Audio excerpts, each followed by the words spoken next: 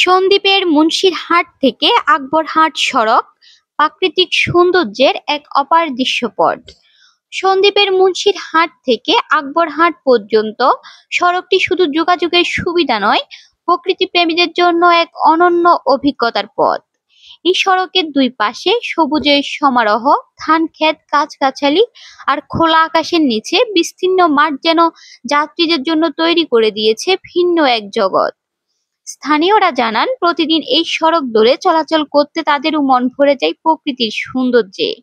বিশেষ করে বর্ষা মৌসুমে চারদিকে সবুজ ধান ক্ষেতের ছায়া, কাকশালিকের ডাক আর ভোরবেলার শিশির বিন্দু ভ্রমণকারীদের দেয় অন্যরকম এক প্রশান্তি। শীতকালে ফসল তোলার দৃশ্য, মাঠে কৃষকদের কর্মব্যস্ততা আর গরু ছাগল চড়ানোর দৃশ্য পথচারীদের মুগ্ধ করে তোলে।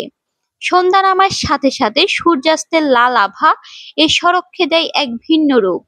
আকাশ জুড়ে লাল আভা ছড়িয়ে পড়ে মাঠের গায়ে, যেন এক শিল্পীর আঁকা ছবি।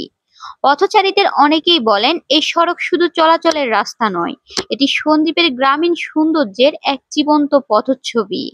সন্দ্বীপের এই মুন্সিরহাট আকবরহাট সড়ক তাই শুধু মানুষের দৈনন্দিন যাতায়াতের মাধ্যম নয়, বরং প্রকৃতি ও গ্রামীণ জীবনের সঙ্গে মিশে থাকা এক অনন্য সৌন্দর্যের নিদর্শন।